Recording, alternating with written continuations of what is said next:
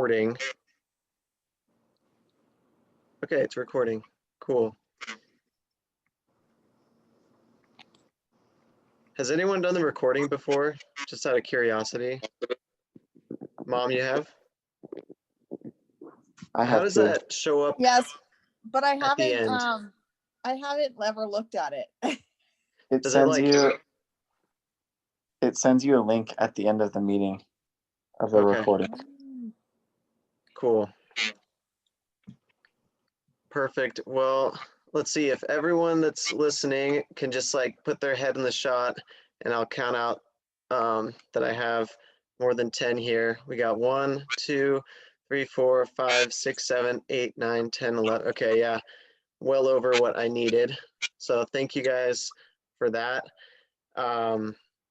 What we're going to do now is I'm going to give my presentation and then I can send you all on your way. So let's see here. Go ahead and share my screen.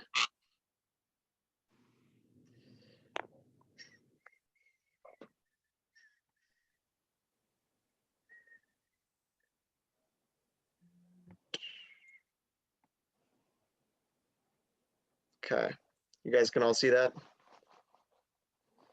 It's loading.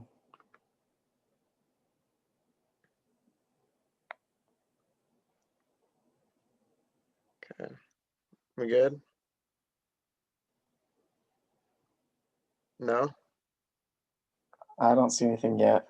Oh, it's just the dots. That's not a loading thing. Oh, Oh, okay. yeah. Okay.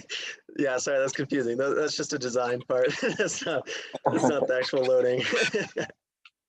Okay. Anyway, so on April 20th, 1999, let's see here. Can everyone put themselves on mute actually real quick? Okay. Okay, I'm not hearing myself. Perfect. On April 20th, 1999, it was a normal day, just kind of any other normal school day. And the students were being dropped off at their high school. First thing in the morning, parents dropping them off, saying goodbye to their loved ones. Kids arriving from walking from their home. It was in a great neighborhood. Everything seemed to be normal. They were getting off school buses, going into their first classes, and teachers were waiting there in the classrooms and looking over their material for the day, making sure that they had everything prepared for the students in the classes. Everything just seemed to be completely normal. Nothing was out of the ordinary at all. And then something happened that changed just like the course of history going forward. And what happened was on this day, April 20th, 2 students named Eric and Dylan arrived and began to open fire on the students around them and began to kill and injure many people, and 12 of which were killed in the shootings, and many more would have been killed were it not for the police intervening in time, that the bombs that were placed by these 2 students, Eric and Dylan, that they did not go off. So many lives were saved in that, but at the same time, many were lost. So this is a very sad story, and it changed the course of history for the neighborhood, the school, the city, the state, and even just the whole world itself was changed because of this event. So after listening to this brief description of this day, by show of hands here, how many are kind of familiar or think they know what event I am talking about? Okay, looks about everyone putting their hands up, yeah. So this is a picture of Columbine High School's sign out front. This was the high school that Eric and Dylan showed up and um, killed many of their students and faculty.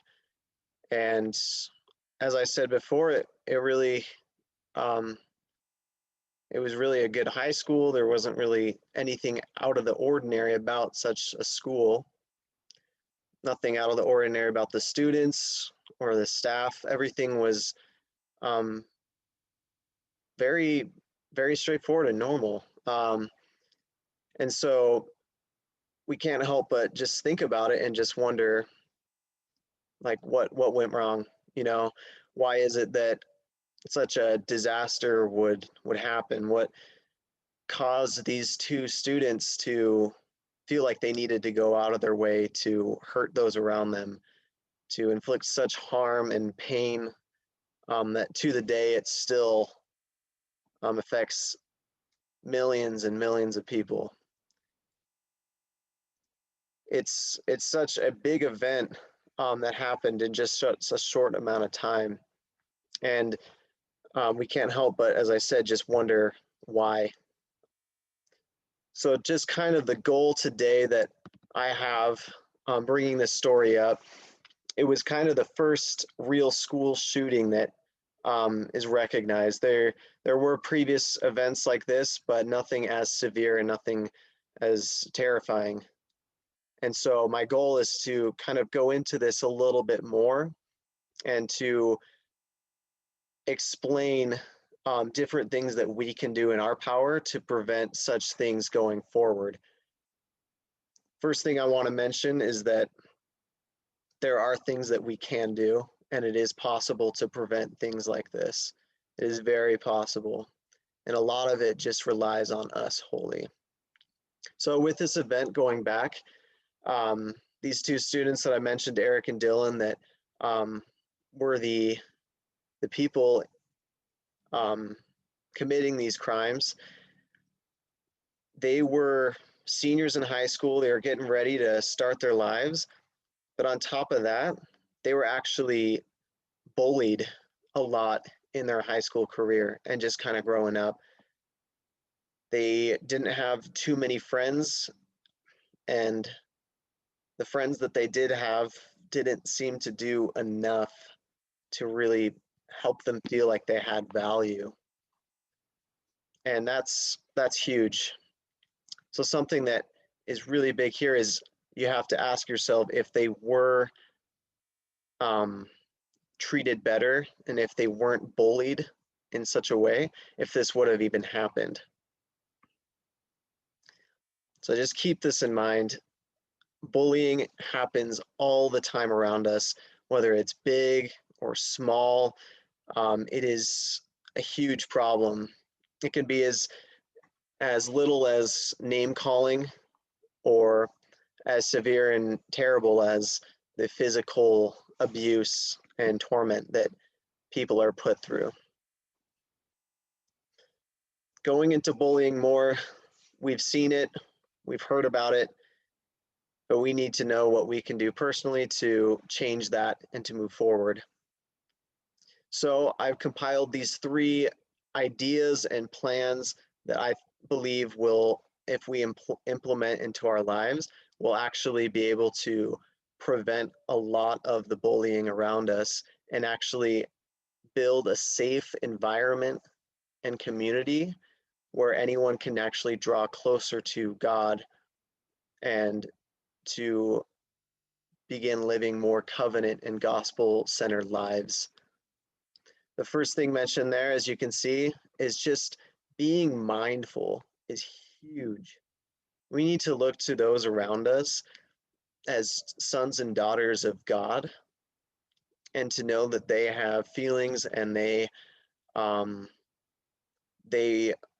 honestly want to have connections with people around them, and they want to feel close to God as well. We need to be mindful of that and give them that kind of respect that they deserve. As well, we need to make sure that we're a good friend, a good person to them. I'm not saying that you have to become their best friend and always be next to them, always be doing stuff with them. Because honestly, there are too many people on the earth to do that with. But just being friendly and being there for someone when they need it is really big. And we can look towards the Savior and what he did. He was always a friend to those around them, and was always giving them the care and love that they deserved. And finally, just take time out of your lives just to invite these individuals into your life. They we're all going through a lot of problems. We all feel pain. We all have our weaknesses and struggles in life. And it wouldn't be fair of us to judge those around us because what they're going through is different from what we are going through.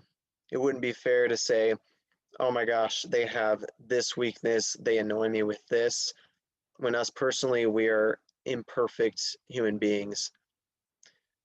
So it's very important that we give others that kind of respect and that kind of love, because it's going to make a huge difference.